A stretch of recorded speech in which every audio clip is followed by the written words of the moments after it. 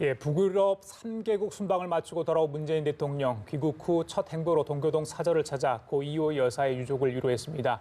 문 대통령은 오늘 하루 연차를 냈는데 검찰총장 임명제청건에 관한 보고를 받고 곧바로 내정 인사를 발표할 것으로 보입니다. 네, 주말 동안 진행된 여야 3당 간의 국회 정상화 논의가 불발됨에 따라 한국당을 제외한 여야 4당만의 국회 소집 가능성이 높아졌습니다.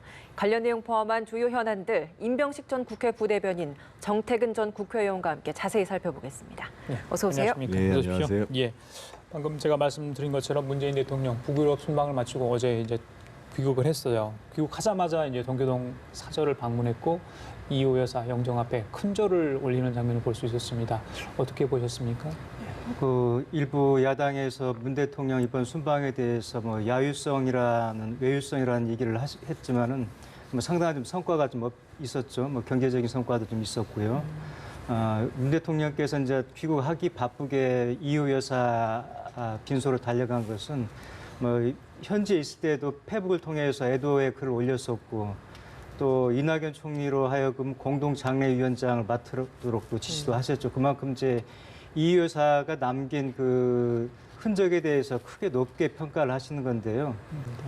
제 나라가 강했던 게 그 관중이라는 재상이 있었듯이 그 관중을 또 믿고 지지한 포숙이라는 그 친구가 있었거든요. 대한민국의 민주화라는 가 되기까지는 김대중이라 아주 걸출한 정치인이 있었고 그 정치인을 신뢰하고 평생을 지지하는 게 이호 여사입니다. 그래서 이호 여사는 아시겠습니다. 굉장히 소탈하시고 지금 우리가 영부인이라는 표현을 안 쓰고 여사라는 표현을 쓰는데 이것도 이호 여사 때부터 시작이 됐었거든요. 예. 그런 이호 여사의 그 정신을 문 대통령께서 이제 기린 것이고요. 저는 이제 이번에 그 빈소에 여야 정치인들 한국당도 많이 다녀가셨는데 그런 사회 통합의 계기로 좀 갔으면 어떨까 싶은 좀 개인적인 바람이 좀 있습니다. 예. 대통령 순방 전에 해결하고 가지 못했던 부분이 바로 여야 대표들과의 회동 문제 아니었겠습니까? 이제 돌아와서 이 부분에 대한 문제도 해결해 나가야 할 것 같은데 조금 전에 나경원 원내대표 이제 모두 발언 이야기를 들어보면 투쟁의 중요성을 굉장히 강조하고 있어요. 지금 이 상태로라면 회동 또한 또 불가능하지 않을까라는 생각이 드는데 좀 어떻게 바라보고 계십니까? 지금 그 영수회담이 중요한 것 같지가 않고요. 어떻든 국회가 줄었어요. 그리고 지금 경제 상황이라는 것이 사실은 5월 초까지만 해도 홍남기 부총리마저도 문제가 없다고 얘기하다가 5월 중순을 넘었으니까 드디어 윤종원 경제수석이 하방 위험성이 커지고 있다. 하방 위험성이라고 어렵게 얘기합니다만 경제 위기의 신호가 계속 오고 있다라는 걸 얘기를 하고 있거든요. 근데 어떻게 청문을 안 해요? 청문을 해야죠. 근데 제가 굳이 자유한국당보러 이 문제를 조건으로 걸지 말라고 하는 것은 어차피 청문회를 시작하려고 해도 증인 합의 보고 여러 가지 시간이 걸려요. 그렇죠. 그러니까 일단 예결위와 기획재정위를 통해서 충분히 따지면서 나머지 두 야당의 협조를 받아서 지금 어차피 계속 그동안 국회 안 했잖아요. 그러니까 6월 달에는 추경 처리하고 7월 달에 청문회 하면 되죠. 그리고 이제 결산 들어가면 되는 거죠. 예, 그래서 청문회는 필요하다. 그렇게 좀 유연한 방법으로 좀 지혜롭게 국회 전략을 구사했으면 좋겠다는 뜻입니다. 청문회는 필요하지만 지금 국회 정상화 조건으로는 걸지 말아야 한다라는 말씀이시고 국회 정상화 조건도 안 되지만 청문회 자체가 정쟁으로 몰아가려는 의도가 있기 때문에 불필요하다라는 이야기를 해주시는 것 같습니다. 근데 청문회 아니면은 할 수가 없으면은 그 말씀이 맞는데 청문회를 하지 않더라도 지금 현 상황에서 얼마든지 할 수 있는 게 운영이라든지 기재위를 통해서 할 수가 있는데 굳이 그걸 놔두고 또 다른 청문회라든지 특위라든지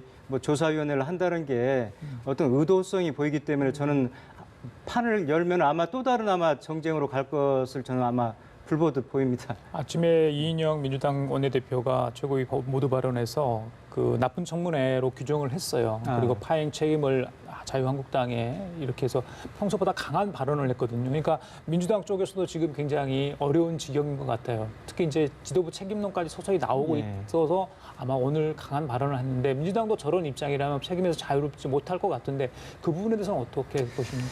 저도 민주당이 집권여당으로서 그 어떤 포용과 아량이 굉장히 부족하다는 건 저도 인정을 하는데요. 올해 초 지난해만 하더라도 민주당 의원들 사이에서 떠돌던 얘기가 뭐였었냐면요, 야당복이 있다고 그랬었거든요. 굉장히 그게 오만한 얘기인데 어떤 야당이 잘못해가지고 반사이익으로 자신들이 어떤 입지를 구축한다는 건데요. 본인들이 잘해가지고 국정을 주도해 나갈 책임이 있는데 이제 그런 얘기를 하다가 지금 결국은 야당이 지금 아주 재앙 수준으로 좀 다가왔거든요. 한국당이 지금 4월 20일부터 장외투쟁을 했으니까 거의 50일, 60일 가까이가 좀 돼가는데 예. 이 국회가 이렇게 계속해서 공전하고 무력화되면은 정 의원님도 말씀하셨지만은 야당 책임도 있지만 저는 근본적으로 집권 여당에 대한 책임이 크다 보는데요. 오늘 어젠가 재윤경 의원, 민주당 의원 이런 말씀을 하셨더라고요. 그분은 이제 아마 내년 총선에 불출마한다고 하면서 했던 얘기인데 정기국회만 한 번만 하도록 국회법에 의결돼 있고 나머지 모든 임시국회는 여야 합의하에서 의사일정을 조정하도록 돼 있는데 자기들이 모든 일정을 다 정기국회로 법을 바꿔놓으면은 굳이 그걸 가지고 소모적인 싸움을 할 필요가 없는데 왜 그걸 안 하는지 모르겠다고 얘기를 했었는데 저도 저번에도 말씀드렸지만 이번에 국회법이라든지 선진화법이라든지 이런 거 항구적인 제도를 바꾸는 어떤 계기로 좀 삼아야 되지 않을까 싶습니다. 예. 한국당 이야기를 좀 해보도록 하겠습니다. 그동안 한국당 의원들 내에서 막말 논란도 굉장히 많이 일었었는데 그중에 그 중심에 있었던 한선교 사무총장 결국에는 사퇴를 또 오늘 결정을 했습니다. 뭐 지금 이런 상황이 당내 압박에 의해서 불가피한 선택이었다고 보시는지요? 두 가지 측면이 있겠죠. 하나는 이제 그 본인이 사무총장으로 있는데 소위 지금 이제 새로운 뭐 친박 신당이니 이런 흐름들이 벌어지는 문제가 하나 있고 두 번째로는 사실은 이제 그동안에 사무총장으로서 제 역할을 하고 있는가라는 문제도 제기됐었거든요. 예. 근데 지금 이제 그 자유한국당은 한성교 사무총장의 사퇴 문제를 넘어서 가지고 예.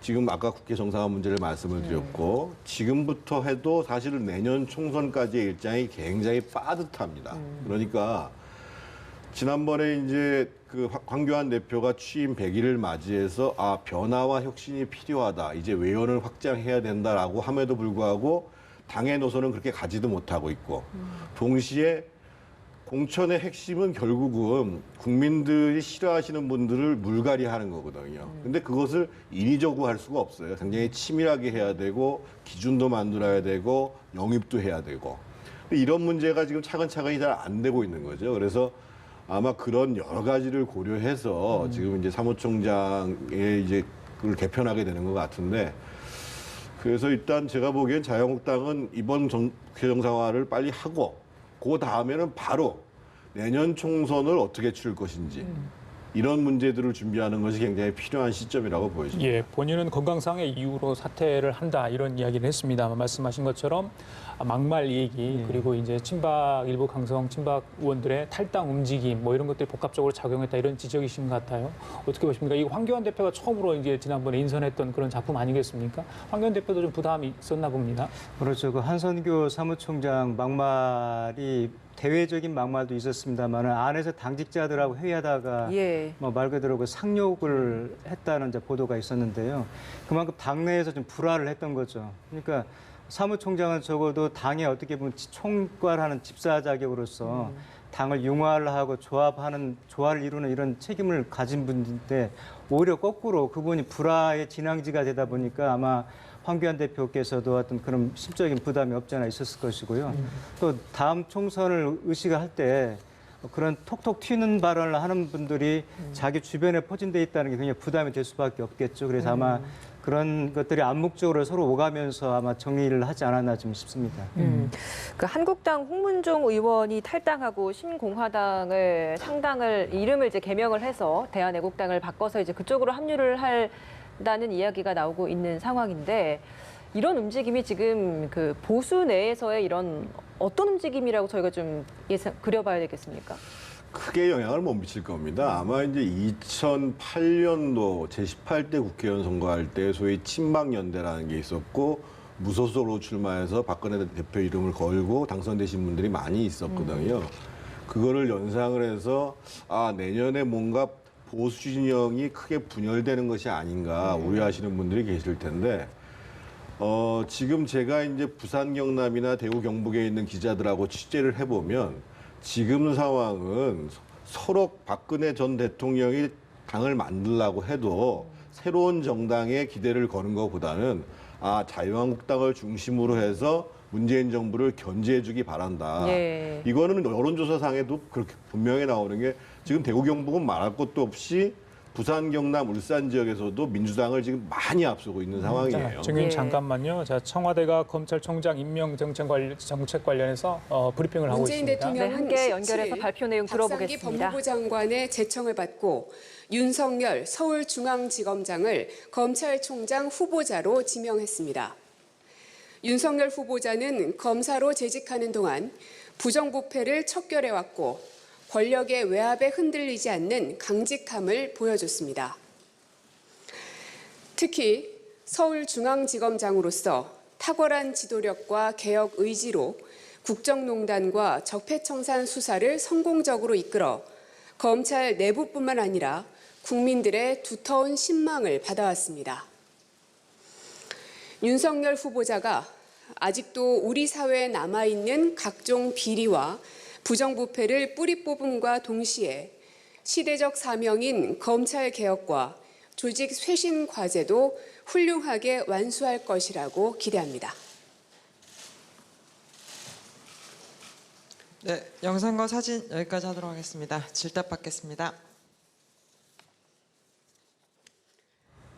예, 고민정 청와대 대변인의 브리핑이 있었는데요. 문재인 대통령이 윤석열 서울중앙지검장을 검찰총장으로 내정했다, 이런 브리핑 내용이었습니다. 4명의 후보군 중을 가지고 박상기 법무부 장관이 오늘 휴가 중에도 불구하고, 문재인 대통령이 휴가 중에도 불구하고 보고를 했죠. 그래서 예. 문재인 대통령이 윤석열 서울중앙지검장을 검찰총장으로 내정하는 인사 발표 내용 들으셨습니다. 네, 윤석열 서울중앙지검장, 이제는 신임 검찰총장 후보자라고 할 수 있을 것 같은데요. 국정농단 특수수사팀장으로 일단은 잘 알려져 있는 인물입니다. 그 이전에는 서울대 법대를 졸업했고요. 사법연수원 23기입니다. 수원지검 여주지청장을 지냈고 대구고검 그리고 수원고검 검사를 지내기도 했습니다. 현재는 서울중앙지검장으로 지내고 있는 상황입니다. 예, 자, 중앙지검장이잖아요. 고검장급이 아니었는데도 불구하고 이번에 검찰총장 후보자로 내정이 됐습니다. 여러 가지 의미가 있을 것 같아요. 검찰 조직에도 어느 정도 영향이 있을 것 같고요. 이번에 내정 어떻게 보십니까? 88년 이후로 그 고검장을 거치지 않고 검찰총장이 만약에 된다면은 아마 최초로 기록이 될 텐데요. 그만큼 문재인 대통령의 신임이 이제 두터웠다고 볼 수가 있겠는데, 문재인 정부 들어서 가지고 적폐청산을 중점 과제를 추진했었는데 그것을 진두지휘했던 그 장본인이 이제 윤석열 지검장이 예. 지검장이죠. 그런데 예. 아마 이제 한국당 같은 경우는 어쨌든 자신들의 그 적폐청산의 대상으로 몰아가지고 했던 장본인이기 때문에 이제 반발을 할 것으로 예상이 되는데요. 예. 대통령께서는 본인이 진행 중인 국정과제를 차질 없이 사법개혁하고 맞물려가지고 마무리한다는 측면에서 윤석열 카드를 계속해서 가져갔던 것 같고요. 예. 그나마 이제 일각에서는 검찰 조직의 안정화, 즉 검찰 같은 경우는 특정 기수가 총장이 되면 그 윗기수들이 다 옷을 벗고 나가는 전례가 있었기 때문에 윤석열 후보 같은 경우는 후보자죠. 이제 되면 한 5기수위가 다 옷을 벗어 관례대로 한다면 예. 물론 이번은 이전과 좀 다를 거라는 예상을 하지만은 그런 측면에서 봉욱 차장 같은 경우는 그런 안정성 때문에 거론이 좀 됐었습니다. 그런데 결국은 이제 윤석열 총장이 됐다는 얘기는 후보자로 앞으로 문정부의 적폐청산이 더욱더 가속화를 낼 것으로 좀 전망이 됩니다. 예, 사실 문무일 검찰총장이 마지막에 거의 이제 검찰 개혁과 관련해서 굉장히 강한 반대하는 발언을 많이 하고 물러나는 상황이기 때문에 검찰 내부의 목소리다라는 이야기들이 많이 있지 않았습니까? 이런 상황에서 이렇게 윤석열 서울중앙지검장이 검찰총장으로 임명됐다. 검찰 내부에서는 좀 어떻게 바라보고 있을까요? 조직의 안정 측면에서 보면 상당한 문제가 있겠지요, 당연히. 조금 전에 말씀했습니다만 지금 윤석열 그 지명자가 23기거든요. 그리고 이제 대검 차장을 하고 있는 봉욱 차장이 19기예요. 그런데 그 서열에 대한 파괴도 문제지만 그 전에 문무일 총장이 계속 문제를 제기했던 거는 소위 공수처법과 검경 수사권 조정을 관련해서 문제를 제기했어요. 그리고 이 문재인 대통령은 임기 중에 한 번 더 검찰총장 인사를 할 수가 있습니다. 그래서 많은 사람들이 윤석열 지검장은 이번이 아니고 차기 아니냐라는 예측을 했음에도 불구하고 예. 이번에 강행을 하셨기 때문에 두 가지가 우려가 되는 건데, 여전히 계속 적폐 수사를 계속 강하게 푸시를 하겠다. 이런 의지가 하나 엿보이는 거고 두 번째로는 지금 조직의 안정성을 깨면서까지도 어떻든 이 정부가 추진하고 있는 공수처법, 검경 수사권 조정은 밀고 가겠다. 이런 내용들인데 문제는 그러면 그 지명자 이후에 검찰 내부에서 동요가 없을 것이냐.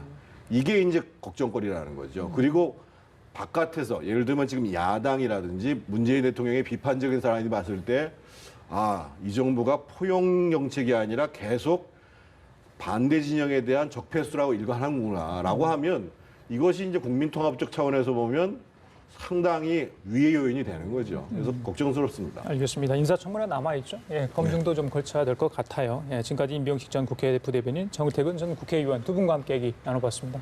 잘 들었습니다. 고맙습니다. 예.